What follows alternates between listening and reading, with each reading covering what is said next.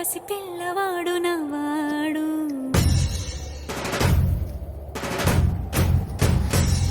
విడుముండోడు అని ఊరు వాడ అనుకున్న గాని మహారాజు నాకు నవ్వాడు.